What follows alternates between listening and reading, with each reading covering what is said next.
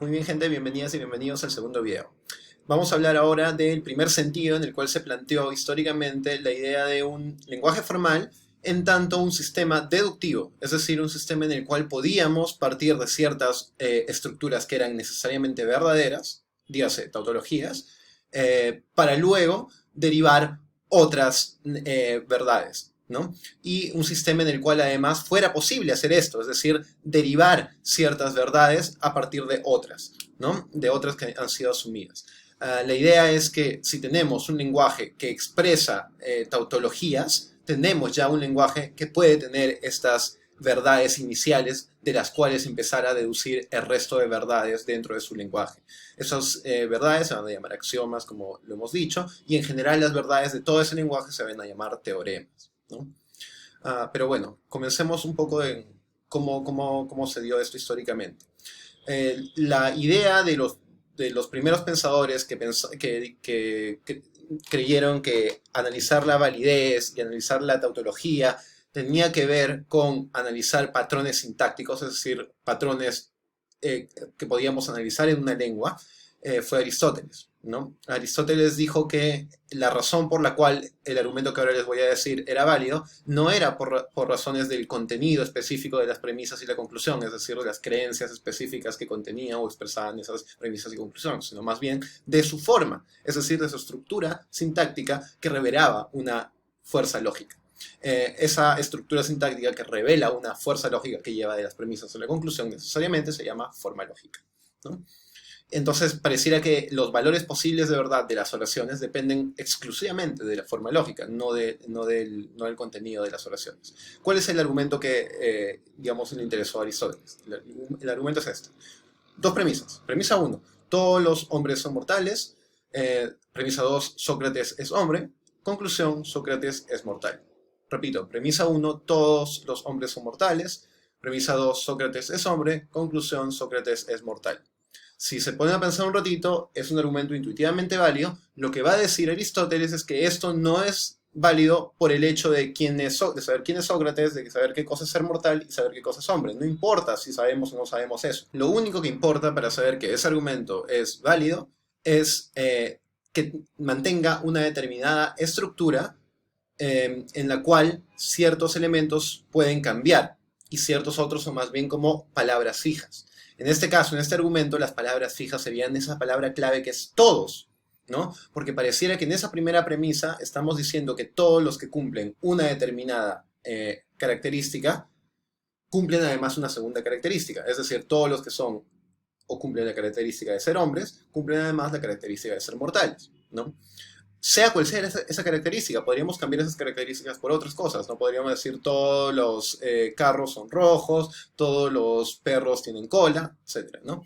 La segunda premisa más bien tiene que ver con que utilicemos un nombre en particular, un nombre individual que, digamos, cumpla una determinada característica. Y esa característica tiene que ser la primera de las características de la primera premisa. Entonces, por ejemplo, cuando decimos todos los hombres son mortales, Sócrates es hombre, podríamos decir, reemplacemos cualquier nombre por Sócrates, Pedro, Juan, Pablo Guerrero, Tongo, y mientras la característica sea la misma que aparecía en la primera premisa al inicio, es decir, ser hombre, la conclusión que se sigue va a ser necesariamente verdadera. La conclusión que se sigue tiene que tener la siguiente forma, tiene que tener el mismo nombre. Si era Sócrates, tiene que ser Sócrates. Si es Tongo, tiene que ser Tongo. Y la característica que cumple tiene que ser la segunda que aparecía en la primera premisa. Es decir, en este caso, ser mortal, ¿no? Entonces, por ejemplo, la razón por la cual todos los hombres son mortales, primera premisa, todos los hombres son mortales. Segunda, Sócrates es hombre. Tercera, Sócrates es mortal. Conclusión, Sócrates es mortal. Es la misma razón, o sea, es válida por la misma razón por la que, por ejemplo, todos los carros son rojos. No sé, ¿qué nombre le puedo poner?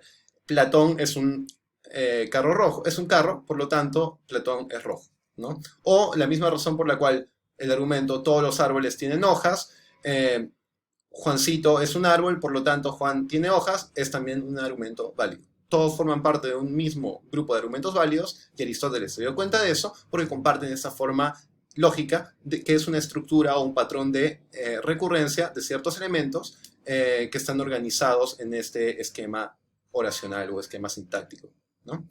Hay formas entonces lógicas que son consecuencias de otras. Por ejemplo, la forma lógica de esas premisas 1 y 2 implica necesariamente o hace que se siga necesariamente de ellas otra forma lógica, que es la forma lógica de la conclusión.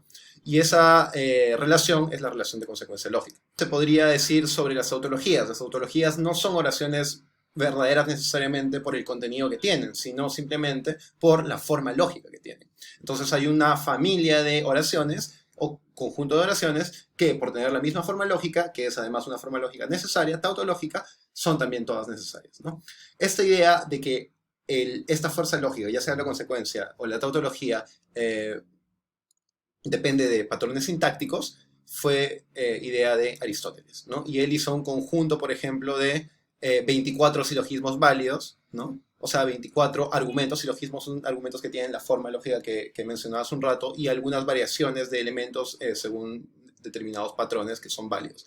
Todos los que no encajan dentro de estos patrones no son silogismos válidos, son argumentos inválidos. Entonces, la primera manera que existió en la historia para determinar validez e invalidez de argumentos fue crear un sistema de representación lingüística de estos patrones o formas lógicas que Aristóteles categorizó y dijo, ok, estas son las formas lógicas válidas, los silogismos categóricos válidos, y estos son los silogismos categóricos inválidos, es decir, todos los demás que no tienen estas formas.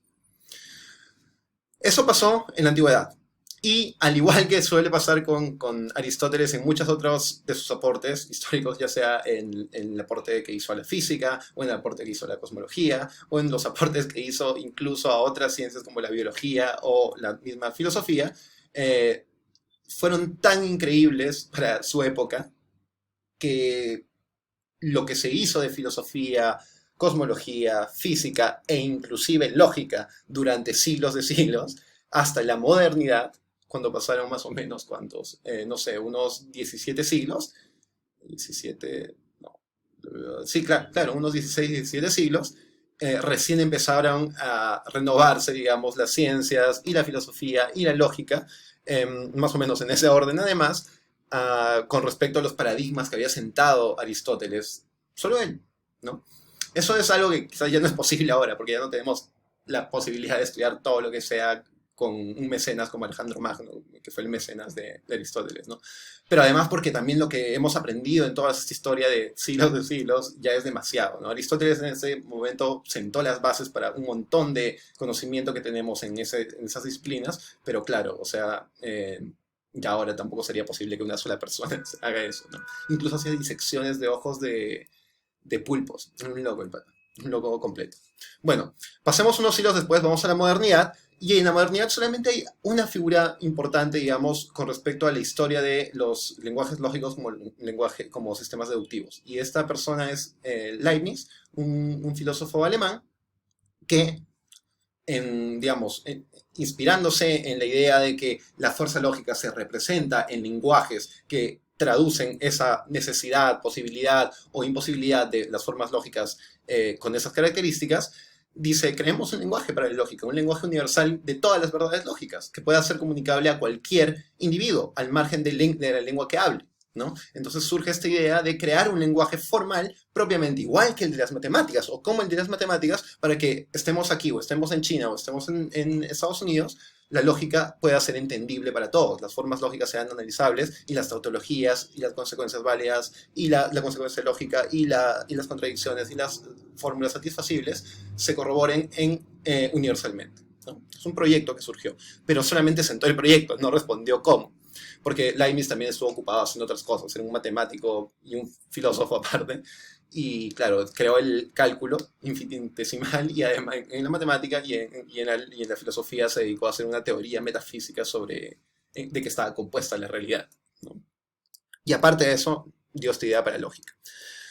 Si hacíamos un lenguaje así como el de las matemáticas, podíamos tener o aspirar a tener cálculos exactos de las propiedades y relaciones entre formas lógicas. Eso era lo más estimulante de este proyecto, ¿no? Había la idea entonces de que podíamos hacer este cálculo universal según Leibniz, ¿no? El cálculo universal cuasi matemático de lo que eran las relaciones lógicas o las leyes lógicas. Ya hacia finales del siglo XIX, inicios del siglo XX, se dice, ok, tomemos en serio el proyecto de Leibniz y intentemos hacer un sistema lógico así como existen los sistemas matemáticos. ¿Qué modelos siguen los sistemas matemáticos? Y ahí tuvieron que dar la vuelta a la cabeza y ver otra vez a Grecia. Y en Grecia estaba Euclides, el que escribió los elementos en los cuales sentó la base de cómo se hacía matemáticas o cómo se debía hacer matemáticas. Y era a través de los llamados sistemas deductivos. ¿Qué es un sistema deductivo? Un sistema deductivo consiste en un conjunto de verdades que son autoevidentes que se van a aceptar como verdaderas dentro de ese lenguaje matemático. ¿Sí? Un sistema deductivo funciona con un lenguaje matemático. Dentro de ese lenguaje matemático hay ciertas formas o estructuras que son necesariamente verdaderas y autoevidentes. Entonces esas se van a llamar lógica. Esas se van a llamar axiomas. Ahora, hay otro conjunto de verdades dentro de ese lenguaje que no son tan evidentes, sino que habría que demostrarlas a través de una reducción de ellas quizás a los axiomas, es decir, una reducción a verdades más evidentes. Pero para hacer eso necesitamos un sistema para deducir las otras verdades, llamadas teoremas, a partir de los axiomas y a partir de ciertas reglas de deducción. Eso es lo interesante, porque además las matemáticas te permiten no solamente ver oraciones tan absolutamente necesarias y tautológicas como x más x igual a 2x, sino también te permiten establecer, digamos, argumentos en los cuales tú puedes pasar de cierta información a otra de una manera necesaria, deductivamente necesaria. Es decir, de tal manera que si tú aceptas las dos premisas o tres premisas o x premisas como verdaderas, la conclusión en ese sistema deductivo de la matemática va a ser necesariamente verdadera. Sin lugar a dudas, ¿no? Entonces lo que hizo Euclides en la Grecia antigua, unos años después de que Aristóteles escribiera sobre lógica, fue crear una fundamentación de esa manera para la geometría. Creó el sistema deductivo de la geometría que se manejó hasta la modernidad, ¿no? Y funcionaba así, ¿no? Eran axiomas con reglas de inferencia o reglas deductivas que permitían deducir el resto de teoremas o verdades del sistema. ¿Por qué las lógicas y las matemáticas se parecen? Porque hay formas lógicas y matemáticas expresables en estos lenguajes formales que son necesarias, lo que hemos llamado tautologías. Solamente que dentro de los sistemas deductivos, las tautologías se van a llamar de dos maneras. Van a ser axiomas o van a ser teoremas. Axiomas cuando son muy autoevidentes y teoremas cuando necesitan demostrarse a partir de una reducción o más bien de una deducción de ellos mismos a partir de los axiomas, según ciertas reglas de inferencia. Además, claro, hay ciertas formas lógicas o matemáticas que son consecuencia necesaria de otras, eso también lo hemos dicho, y estas reglas de deducción e inferencia también están presentes entonces en la lógica, ¿no? Tenemos axiomas, teoremas, tenemos reglas de deducción, ¿por qué no hacer un sistema deductivo de la lógica? Eso fue lo que pensaron para el inicio del siglo XX, para finales del siglo XIX e inicios del siglo XX, personas como Frege, Hilbert y Gensen.